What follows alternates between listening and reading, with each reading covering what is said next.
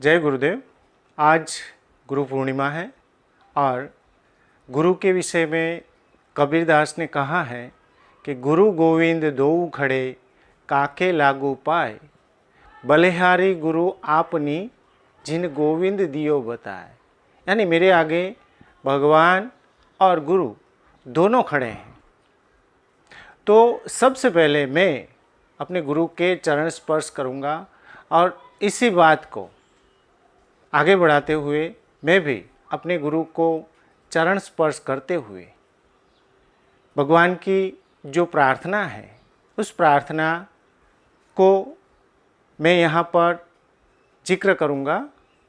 और वो प्रार्थना है कक्षा 8 की पहली इकाई, जिसका नाम है तेरी है जमी।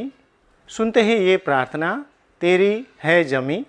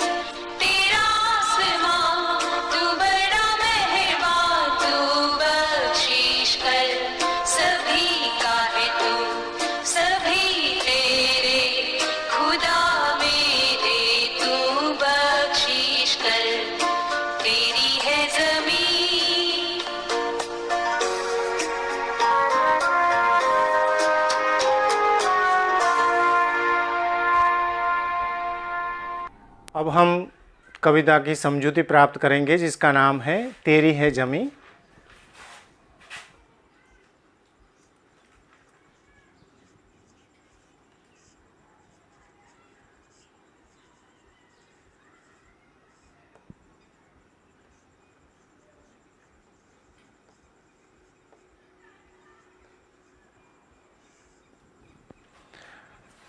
ये एक प्रार्थना गीत है और इस प्रार्थना गीत में भगवान के प्रति जो कृतज्ञता का भाव है वो प्रस्तुत किया गया है। यहाँ पर कवि कहता है कि तेरी है ज़मीं तेरा आसमान, यानी ये ज़मीन भी तेरी है, आसमान भी तेरा है।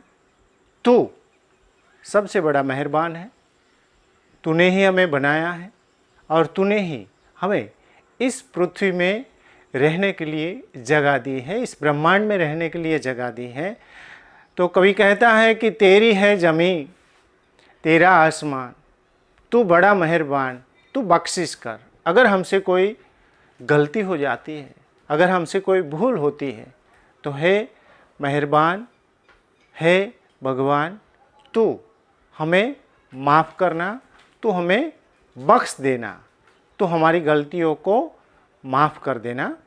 सभी का है तू, सभी तेरे, यानी यहाँ पर जो भी है, पशु है, पंखी है, इंसान है, यानी जितनी भी जीव सृष्टि है, उन सब का तू है और उन सबको तूने ही बनाया है। सभी का है तू, सभी तेरे। खुदा मेरे, तू बख्शिश कर। हे मेरे खुदा, हे मेरे भगवान, तू अगर हमसे कोई गलती होती है, अगर हमसे कोई भूल होती है, तो हे प्रभु, तू हमें माफ़ करना। तेरी मर्जी से हम इस दुनिया में आए हैं। हम अपनी मर्जी से आ भी नहीं सकते और अपनी मर्जी से जा भी नहीं सकते।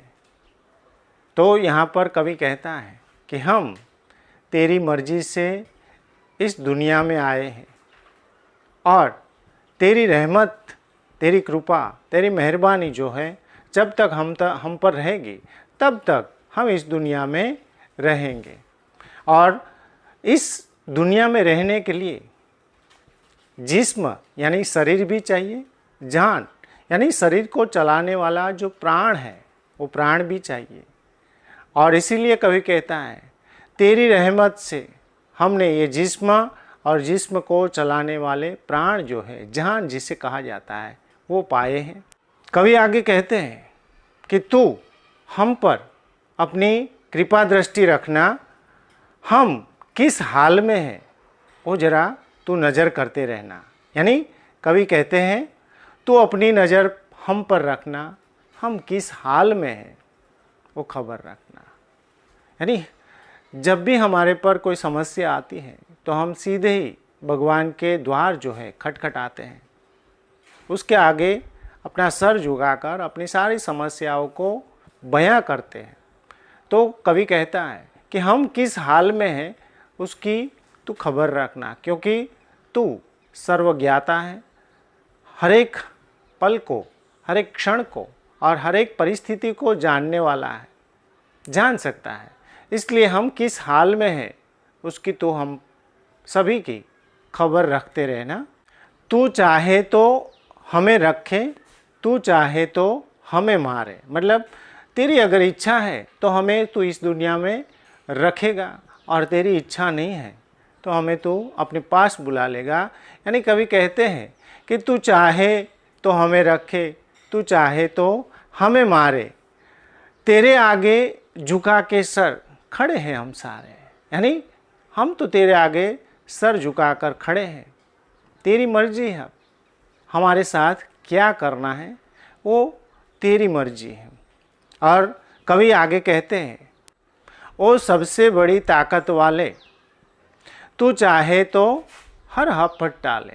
यानी हमारे पर जितनी भी आफतें, जितनी भी समस्याएं आती हैं, वो समस्याओं को तू चाहे तो दूर कर सकता है, क्योंकि तेरे पास ही असीम शक्तियों का भंडार है।